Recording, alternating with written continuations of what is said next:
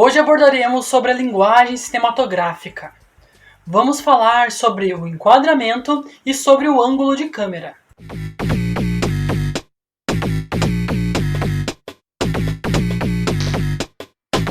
O conhecimento relacionado ao enquadramento de câmera, ao plano geral, plano conjunto, plano médio, primeiro plano, está relacionado à fotografia. Então, nesse sentido, vamos observar cada um desses enquadramentos, que é como que a fotografia está abordando aquela parte do filme. Assim, vamos pensar cada um desses enquadramentos. O primeiro enquadramento que vou abordar é o plano geral. No plano geral é filmado uma paisagem maior, um campo aberto, com uma vegetação rasteira, montanhas ao fundo, em que aparece ali o personagem, em que aparece ali aquela criatura no meio do campo, quase sumindo. Aqui, o plano geral, para alguns autores, ele vai mostrar então o ambiente onde vai acontecer a história, o ambiente onde aquele personagem participa e onde aquilo ali tem relação com a história que vai ser narrada. Nesse sentido, é mais significativo o ambiente, é mais significa a paisagem do que o personagem propriamente dito. Em muitos casos, o plano geral mostra a insignificância daquele personagem dentro daquele contexto, dentro daquela paisagem. Por exemplo, podemos mostrar um plano geral em que a pessoa está no meio de uma grande cidade. Ele é apenas uma criatura no meio daquela montoeira de gente, no meio da multidão. Aqui vou dar o exemplo de um plano geral onde estou ali perto do muro que dividia a Alemanha Ocidental e a Alemanha Oriental, lá em 1980.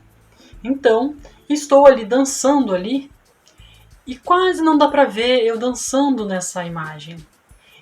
O que importa é o contexto, é aquela grande paisagem, eu sou apenas insignificante naquela paisagem. O segundo enquadramento que eu quero mostrar para vocês é o plano conjunto. No plano conjunto é um grupo de pessoas reconhecíveis que fazem parte da trama, elas estão ali junto no ambiente interagindo.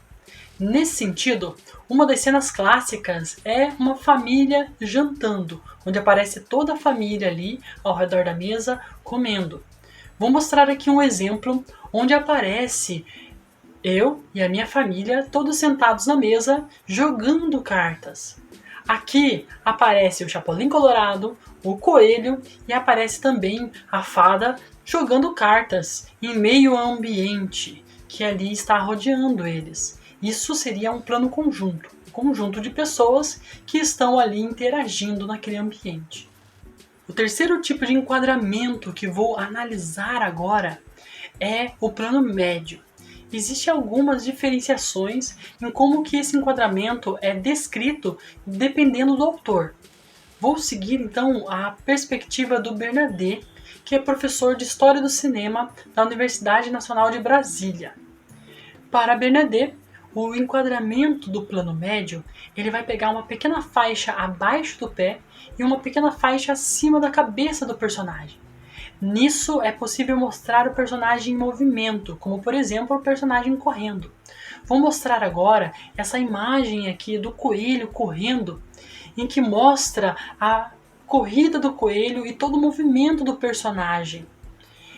É possível observar na minha imagem que comeu um pedaço ali do pé do coelho. Então ele não enquadrou totalmente num plano médio, que seria um pouco abaixo ali do pé do personagem. Contudo, é para que a gente compreenda de forma geral o que seria esse plano médio. O quarto enquadramento que quero mostrar para vocês é o plano americano.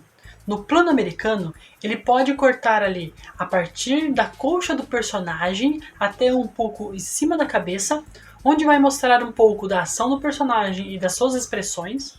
Isso começou ali nos filmes de Bang Bang, onde tinha aquela cena em que o personagem ia sacar a arma, e a arma ficava então na cintura, um pouco abaixo da cintura, na coxa. Então era necessário enquadrar ali a mão do personagem. Nesse sentido, o enquadramento do plano americano, ele mostra um pouco a coxa do personagem e vai pegar um pouco acima da cabeça do personagem, mostrando assim a ação dele. Nessa imagem aqui, mostra então o Chapolin Colorado dançando com a fada em meio à aurora boreal. Ali é possível observar a coxa dos personagens que estão em movimento dançando, e é possível também mostrar ali o tronco dele, a cabeça dele, as expressões faciais, para mostrar então esses personagens em ação, em movimento. Outro modelo de plano americano que é possível a gente pensar é quando é enquadrado da cintura do personagem até o topo da cabeça. Na imagem aqui do lado, a gente observa o coelho ali, ele está ali se preparando para uma briga, ele está ali lutando boxe ali, ele está ali numa briga incessante. Esse enquadramento que pega na cintura do coelho até em cima da cabeça do coelho é um plano americano. O quarto tipo de enquadramento que gostaria de mostrar para vocês é o primeiro plano. O primeiro plano é esse tipo de enquadramento que estou agora utilizando para gravar esse vídeo. Ele pega o busto da pessoa e um pouco acima da cabeça da pessoa. Mostra as expressões faciais da pessoa, mostra as emoções da pessoa. Vou mostrar um exemplo aqui do lado, de primeiro plano, em que o Chapolin Colorado está dentro do quadro O Grito, de Edvard Munch. E ele está ali mostrando as expressões faciais, as emoções do personagem. Dentro do primeiro plano, existe um close maior. Close é quando a câmera se aproxima ainda mais do personagem, ou ainda mais do que é para ser filmado. Às vezes é feito um close em um objeto da cena, que é significativo para a história. Ou às vezes é dado um close, uma aproximação da câmera em um cachorro que está passando na cena, para dar um ar artístico para aquele momento do filme. Nesse caso, vou mostrar aqui um close ainda maior, mais aproximado ali do personagem, para mostrar de forma mais próxima ainda as expressões faciais dele. Um close é essa aproximação do rosto do personagem, para mostrar ali as expressões faciais ali do Chapolin Colorado dentro do quadro O Grito. Ele está ali mostrando suas expressões faciais. Ou, se a gente mudar um pouco ali o exemplo, colocar o Chapolin Colorado dentro do quadro A Noite Estrelada de Van Gogh. E assim ele está mostrando as expressões sociais, ele está mostrando as emoções. Muitos teóricos vão entender que essa forma de enquadramento tem a intenção de mostrar as emoções do personagem. O personagem está triste, o personagem está alegre, o personagem está furioso, o personagem está extasiado, ele está ali assustado, ele está ali pasmo. O que aconteceu? Isso é mostrado a partir do enquadramento do primeiríssimo plano, em que vai mostrar o rosto do personagem bem de perto, para mostrar para a plateia, para o telespectador, o que o personagem está sentindo. Dentro do enquadramento de primeiro plano, temos o plano de detalhe. No plano de detalhe é focado uma parte do corpo do personagem, uma parte ali para mostrar em detalhe o que ele está sentindo muitas vezes. Nesse exemplo aqui, estou mostrando um olho em que mostra a dilatação da pupila a partir da falta de luz e como a pupila ela vai se contrair na medida que a luz vai se aproximando da pupila. Isso é um plano de detalhe, mostrando em detalhe uma pequena parte do personagem, uma pequena parte da cena. Esse plano de detalhe pode focar na mão do personagem, que está pegando a cena de um crime e está alterando a cena de um crime.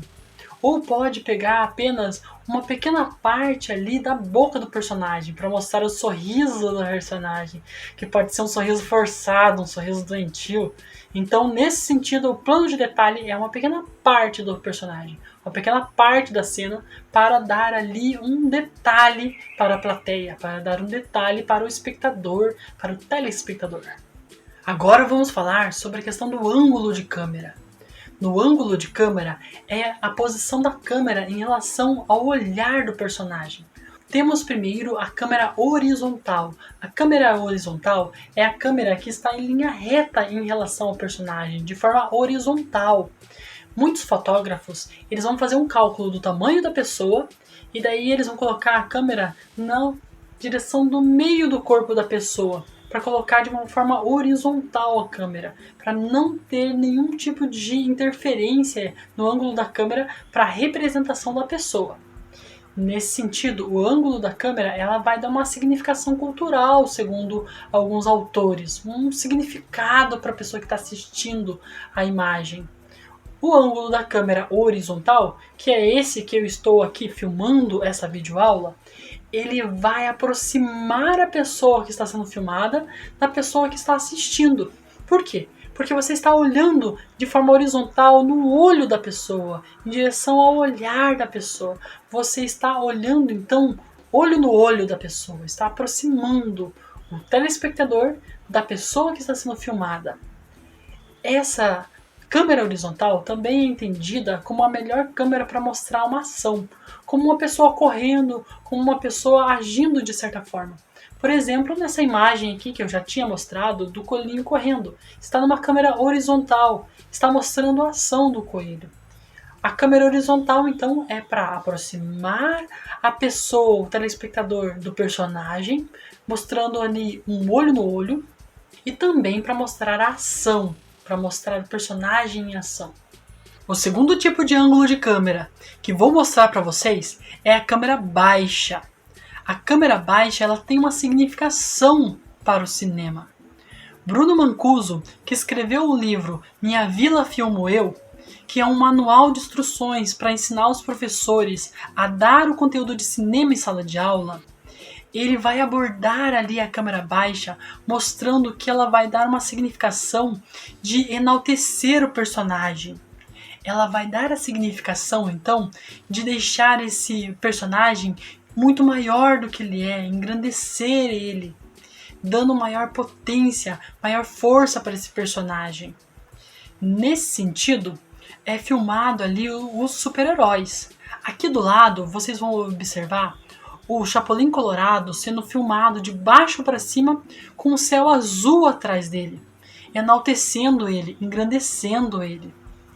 E também vamos observar que nas filmagens do Hitler, lá durante o nazismo, ele sempre pedia para o cameraman filmar ele de baixo para cima, para enaltecer o Hitler.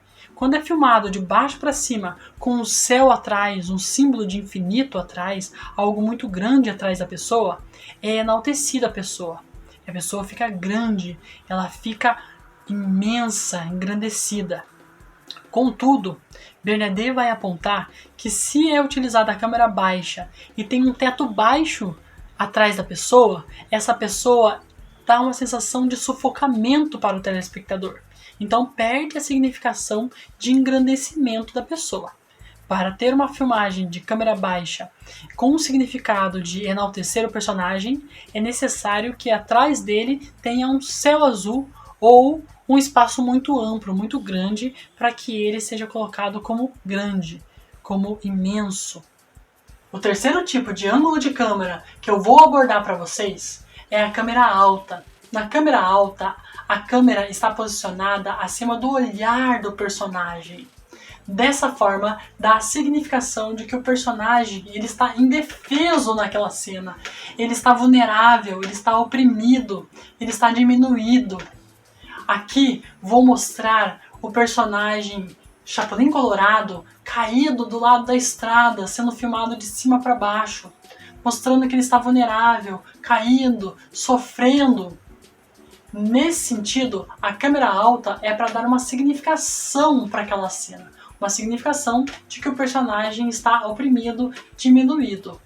Temos também a câmera subjetiva. Na câmera subjetiva, o espectador é levado a enxergar a partir do olhar do personagem. Por exemplo, se o personagem está numa briga, ele vai estar ali fazendo um jogo de cintura, ele vai estar tremendo, ele vai enxergar o punho do oponente chegando na direção do rosto dele. E o telespectador vai enxergar então a partir do olhar do personagem. E dessa forma vai envolver o telespectador com a cena, com o que está acontecendo. Existem outros elementos do cinema que vão produzir significação, como a questão da iluminação. Essa iluminação mais clássica, de baixo para cima, que deixa um ar fantasmagórico, é um elemento para trazer no cinema, para trazer para o telespectador a ideia de fantasmagórico, de terror. E por fim, temos o elemento da trilha sonora. Naquelas cenas mais tristes, que o personagem está desiludido da vida, que ele está chorando no canto, caído no chão do banheiro, chorando enquanto cai água em cima dele e ele está chorando. Nessas cenas, coloca-se uma trilha sonora triste, que vai até mesmo entristecer o telespectador. Naquelas cenas em que a pessoa está alegre, entusiasmada, ela venceu na vida, coloca-se uma trilha sonora mais alegre, mais agitada, que vai envolver o telespectador naquele momento de alegria da pessoa. Contudo, existe a possibilidade até mesmo de colocar ali uma gargalhada, aquelas séries de comédia que colocam aquela gargalhada ali, quando acontece algo que nem foi tão engraçado, mas aquela gargalhada faz a gente acabar rindo junto com aquela cena. Tem algumas pesquisas até que apontam que se você colocar ali um monte de acidente, um monte de pessoas caindo, né, aquelas atrapalhadas do Faustão, e colocar cenas de risada como trilha sonora, vai incentivar o telespectador a rir junto, mesmo que seja uma cena de uma pessoa caindo de testa no chão, né? Então nós somos induzidos ali para a questão do áudio. A gente é induzido pela trilha sonora, pelo áudio do filme, a rir, a chorar, a sentir aquelas emoções, né? Mesmo que a gente não vá abordar de forma avaliativa a questão da iluminação e a questão da trilha sonora, é interessante para quem gosta de cinema estudar um pouco sobre isso, para que vocês conheçam esses elementos e possam apreciar a sétima arte de uma forma mais aprofundada, com mais conteúdo. Espero que vocês tenham gostado dessa videoaula, que tenham aprendido bastante e que principalmente tenham se apaixonado pelo cinema e todas as suas significações culturais. Que quando você assista um filme, você olha e fala assim, olha lá, está usando a técnica da câmera alta. Olha, nesse trecho do filme está mostrando uma câmera baixa. Essa câmera baixa é para enaltecer ali o personagem. Essa câmera alta é para colocar ele ali em uma situação de inferioridade. Naquela cena que aparece uma briga e daí o cara leva um soco e aparece a filmagem ali como se fosse o olhar do oponente que ganhou a briga, olhando para baixo e mostrando ali o personagem que apanhou, caído no chão, você possa entender que é uma câmera subjetiva e ao mesmo tempo é uma câmera alta. E que você observe, então, os vários tipos de enquadramento e a beleza da fotografia dentro de um filme. E como isso induz a nós em compreender o filme e dar significado para cada uma das cenas. Então eu espero que vocês se apaixonem pelo cinema. E que, na próxima vez que assistir um filme, você tenha, assim, esse conteúdo a mais para observar esses pequenos detalhes do filme. Bom, ficamos aqui com as referências e um grande abraço para vocês.